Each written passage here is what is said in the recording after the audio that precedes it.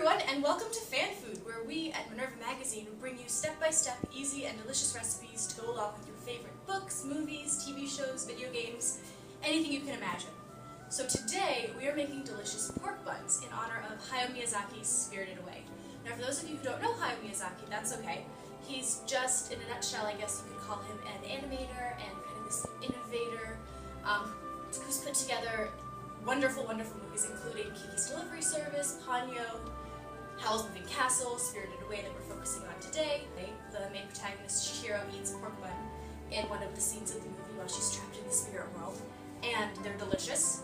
So we're going to try to put those together for you today, and hopefully you can replicate this recipe at home. Quick shout out to, and I hope I'm pronouncing her name right, YouTube user Ochikiran for this recipe. Another note that is important, this recipe is not vegetarian, vegan, or gluten-free, but we will include links underneath the video to blogs that use similar ingredients to recreate vegan, vegetarian, and gluten-free pork buns. So anybody can enjoy this recipe at home. And I think that's everything, so without further ado, let's get cooking! So we're going to start with the dough, which first ingredient is cake flour, but all-purpose flour, which is what I'm using, works just as well. And it requires 7 ounces, and since that is as close to 7 ounces as I'm ever going to get, it's going in the pot. Next, we need 1 tablespoon of baking powder. Next, we need 2 tablespoons of granulated sugar, which is just white. 1 tablespoon. 2 tablespoons.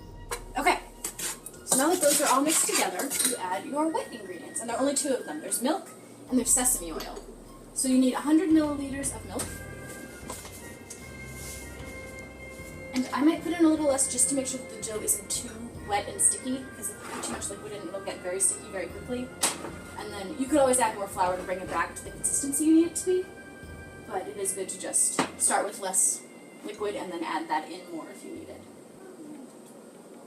And the recipe doesn't specify a kind of milk, so you can use, I'm using 1%, you can use 2%, you can use skim, you can substitute for almond milk. I'm going to hold off on pouring in the rest until you start mixing this together. Just want to make sure, like I said, it's not too heavy. And it should start to come together right away. 1 tablespoon of sesame oil. Coming right up. And in that goes. When it's all pretty much together and there aren't too many kind of flour clumps in it, you want to roll it into a ball and set it aside to kind of just sit for 20 minutes. We're going to refrigerate it for about 10 just to let that setting process happen a little faster, but don't let it get too cold because you want to be able to work with it later. But this is the dough. We're going to move on to the meat next, and then we're going to put them all together and make delicious pork buns. So, now that you've put the dough in the refrigerator or just set it down on a table to set for 20 minutes, we put it in the fridge so it would set a little more quickly. But we can now move on to the filling, which is pork. To that, we are adding 12 chopped and washed chives. So those go in there. Okay, next we need, skipping the sake, skipping the onion, ginger.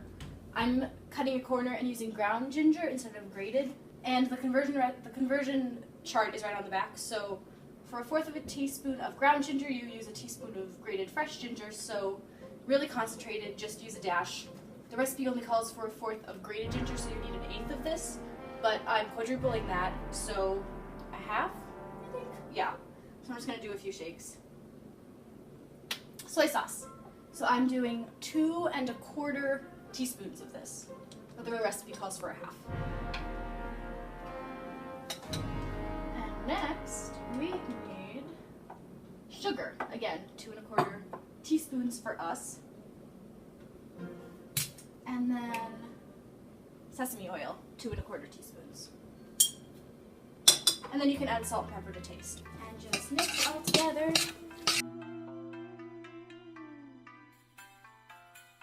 So we're just going to take some scoops out and make sure that all of the scoops are even enough to make our filling for our pork buns. So that looks evenly mixed up and happy and smells fantastic. So now I'm going to get the dough out of the refrigerator and we're going to fill these puppies and steam them and get excited for hungry eating yummy time. So now this is the dough that has been sitting out for about 20-ish minutes, kind of chilling, doing its own thing to get to this consistency. And full disclosure, I don't own a rolling pin, so what you would do is roll this out nice and evenly and then cut it into eighths. But what I'm going to do, because I don't have a rolling pin, is just roll it into balls and then flatten them out by hand. And you kind of want them to be about silver dollar sized. You don't want it to be too rolled out that it starts getting holes in it. So, you take your pork bun packaging, and then you bring the meat back into the picture. And you take a scoop, whatever you think will fit in it, and you just kind of put it in the middle. And then comes the fun part where you, let's see if I can do this, wrap it up like a little present. This is not going to be artistic, and I apologize in advance, but hopefully it'll still taste good. You just kind of pinch the ends together until it looks adorable and like a little coin purse. And you can give it a twist at the top. Yay! Pork bun in process. So I'm going to make about 30 of these, and I will check back in with you when we're ready to cook them in the griddle. So here we have our completed pork buns, more or less. I think they're adorable. I'm proud of them. So now to cook these bad boys, you put just a little bit of cooking oil, olive oil is preferred, into a pan, just enough to coat the bottom. I did just kind of eyeball the dash out. And you put that on medium-high, depending on the settings on your stove. And as soon as it looks like it's starting to get warm, so then you drop these little cutie pies into their olive oil bath.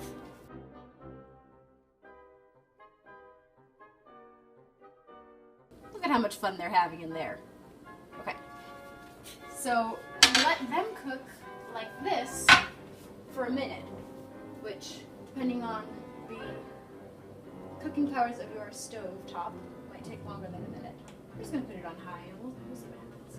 So once these are brown on the bottom, I'll pick one up and show you, and then we will add our water and give them a steam bath for 8 to 9 minutes. So we'll check back in with them in a minute and see how they look. Okay, we're checking back in. Now that's what we want. Okay, let me just check one more for. Yeah, perfect. Ooh, sizzling. Okay, so now what you do is you just put in enough water to coat the bottom of the pan. It says 180 milliliters, but I'm going to start with less. Oh, actually, let's lower that because you don't want this to splash back at you because it's hot. And it will steam. It will steam pretty right away. I think that's actually probably good enough, and I didn't use the whole thing. Okay, so now it is bubbling happily. Now you cover these and put them on medium for 8 to 9 minutes, and we're just going to let them sit and sizzle and steam, and then we'll check back in about 9 minutes. Okay, final step, just to show off how great these look. I'm so proud of us. You just add a dash of sesame oil to the bottom of the pan, and then put it back on high so that that can steam away.